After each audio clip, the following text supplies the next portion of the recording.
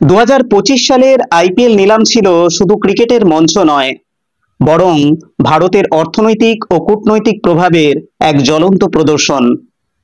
১৩ জন Bangladeshi cricketer Shakib Al Hasan, Mostafizur Rahman, Taskin Ahmed, Liton দাসের মতো তারকারা নিলামে নাম লিখিয়েছিলেন। একজনও বিক্রি হননি। এমনকি মুস্তাফিজুর, যিনি গত মরশুমে চেন্নাই সুপার কিংসের হয়ে ৯ ম্যাচে ১৪ উইকেট নিয়েছিলেন, তিনিও ফ্র্যাঞ্চাইজিগুলোর কাছে উপেক্ষিত থেকে যান। এবার ভারতের বাংলাদেশ সফর, যা ২০২৫ সালের আগস্টে ৩টি ওয়ানডে ও ৩টি টি-টোয়েন্টি ম্যাচের জন্য নির্ধারিত ছিল, তা ২০২৬ সালের সেপ্টেম্বর পর্যন্ত স্থগিত করা হয়েছে। এই ঘটনাগুলো কি শুধুই ক্রীড়াগত সিদ্ধান্ত, নাকি এর পেছনে রয়েছে ভারতের কৌশলগত কূটনীতি? নমস্কার বন্ধুরা, আপনারা দেখছেন ডেইলি স্কুপ শো এবং আপনাদের সঙ্গে আমি সঞ্জীব। আসুন বিষয়টি গভীরভাবে বিশ্লেষণ করে দেখি।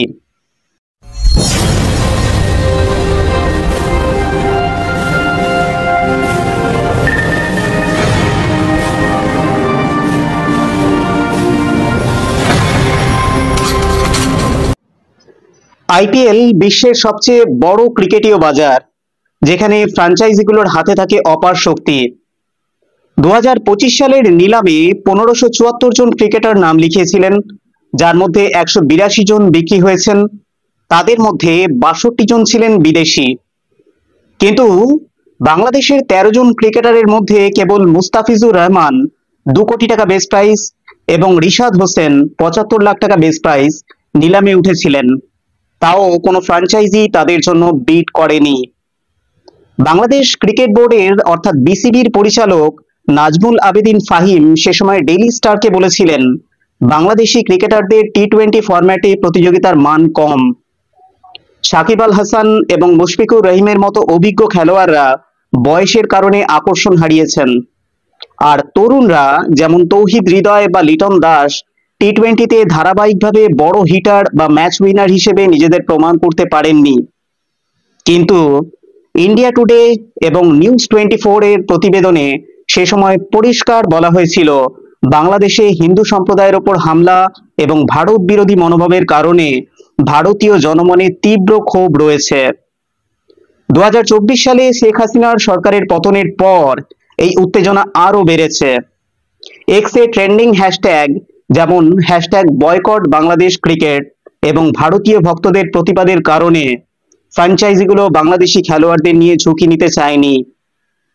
ফ্র্যাঞ্চাইজিরা জানতো এমন পদক্ষেপ তাদের ব্র্যান্ড ভ্যালু এবং স্পন্সরশিপের উপর নেতিবাচক প্রভাব ফেলতে পারে।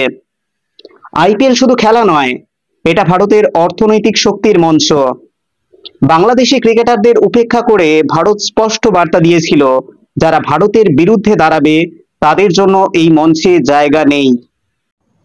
এবার ২০২৫ সালের আগস্টে ভারতের বাংলাদেশ সফরে ৩টি ওয়ানডে এবং ৩টি টি-টোয়েন্টি ম্যাচ খেলার কথা ছিল, কিন্তু বিসিসিআই এবং বাংলাদেশ ক্রিকেট বোর্ড বিসিবি যৌথভাবে এই সফর ২০২৬ সালের সেপ্টেম্বর পর্যন্ত স্থগিত করেছে।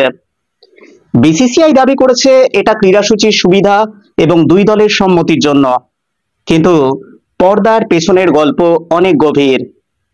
ক্রিকবাজ এবং টাইমস অফ ইন্ডিয়ার প্রতিবেদন অনুযায়ী, বাংলাদেশে শেখ হাসিনার সরকার পতনের পর রাজনৈতিক অস্থিরতা এবং হিন্দু সম্প্রদায়ের উপর হামলার ঘটনাগুলো ভারত সরকার এবং বিসিসিআইকে এই সিদ্ধান্ত নিতে বাধ্য করেছে। ভারত সরকার বাংলাদেশের বর্তমান অন্তর্বর্তী সরকারকে স্থিতিশীল বলে মনে করে না এবং ভারতীয় ক্রিকেটারদের নিরাপত্তা নিয়ে কোনো ঝুঁকি নিতে চায় না।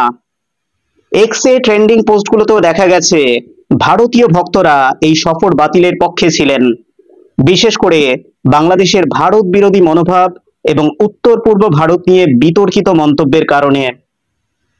ভারতের বাংলাদেশ সফর বাংলাদেশের অর্থনীতির জন্য একটি বড় সুযোগ ছিল। এই সফর থেকে টিকিট বিক্রি, টিভি সম্প্রচার এবং স্পন্সরশিপের মাধ্যমে বিসিবি কোটি কোটি টাকা আয় করতে পারত। দ্য ফিনান্সিয়াল এক্সপ্রেস অনুযায়ী, ভারতের মতো ক্রিকেটীয় পরাশক্তির সফর বাংলাদেশের ক্রিকেট বোর্ড এবং স্থানীয় অর্থনীতির জন্য একটা সোনার খনি। এই সফর স্থগিত করে ভারত বাংলাদেশকে একটি শক্তিশালী অর্থনৈতিক বার্তা দিয়েছে। ভারতের সমর্থন ছাড়া তাদের ক্রিকেটীয় ও অর্থনৈতিক উন্নতি কঠিন। ক্রিকেটের মাঠে বল নয়, ভারত এখানে কূটনৈতিক বাউন্সার ছুড়েছে, যা বাংলাদেশের স্টাম্প উড়িয়ে দিয়েছে। এই ঘটনাগুলো ভারতের একটি স্পষ্ট বার্তা বহন করে। বাংলাদেশ এবং পাকিস্তান এখন ভারতের কাছে একই স্তরে বিবেচিত হচ্ছে। দ্য ওয়ালের একটি প্রতিবেদনে বলা হয়েছে, ভারতের ক্রিকেট বোর্ড এবং সরকার বাংলাদেশের বর্তমান রাজনৈতিক অবস্থাকে পাকিস্তানের মতোই অস্থিতিশীল এবং ভারত বিরোধী হিসেবে দেখছে। পাকিস্তানি ক্রিকেটাররা যেমন 2008 সাল থেকে আইপিএল খেলার সুযোগ পাচ্ছেন না, তেমনি বাংলাদেশি ক্রিকেটারদের ওপরেও একটি অলিখিত নিষেধাজ্ঞা আরোপিত হয়েছে। এক্স এর পোস্টগুলোও বলছে ভারতীয় ভক্তরা এই পদক্ষেপকে সমর্থন করছেন। একটি পোস্টে বলা হয়েছে, ভারতের ক্রিকেট বাজার এবং অর্থনৈতিক শক্তি ছাড়া বাংলাদেশের ক্রিকেটের উন্নতি সম্ভব নয়। এটা সত্য, আইপিএল বাংলাদেশি ক্রিকেটারদের জন্য একটি সোনার হরিণ। এখানে খেলে তারা লাখ লাখ টাকা আয় করতে পারতেন, তাদের ব্র্যান্ড ভ্যালু বাড়তো। কিন্তু ভারতের এই পদক্ষেপ বিসিবি এবং বাংলাদেশি ক্রিকেটারদের উপর সরাসরি আর্থিক আঘাত হেনেছে। আইপিএল বয়কট এবং সফর স্থগিতের মাধ্যমে ভারত দেখিয়েছে যে ক্রিকেট শুধু একটা খেলা নয়, এটা জনমত এবং জাতীয় গর্বের প্রতীক।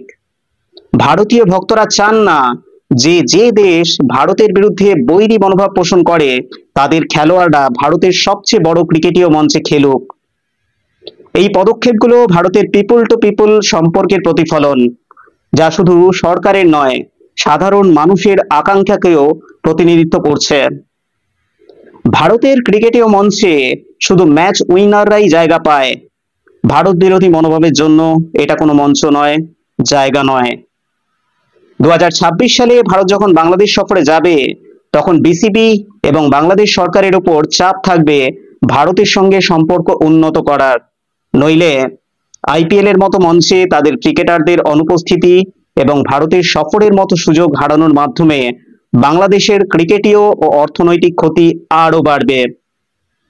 বন্ধুরা, আইপিএল 2025 থেকে বাংলাদেশ সফর স্থগিতের মাধ্যমে ভারত স্পষ্ট করে দিয়েছে, ক্রিকেট হোক বা কূটনীতি, ভারতের সরকার ও জনগণের অবস্থান এক। ক্রিকেট শুধু খেলা নয়, এটা ভারতের জাতীয় শক্তি ও ঐক্যের প্রতীক। আপনারা কি মনে করেন, ভারতের এই পদক্ষেপ কি বাংলাদেশকে তাদের ভারত বিরোধী মনোভাব পুনর্বিবেচনা করতে বাধ্য করবে? কমেন্টে আপনাদের মতামত জানান। ভিডিওটি ভালো লাগলে লাইক, শেয়ার এবং সাবস্ক্রাইব করতে ভুলবেন না। জয় হিন্দ।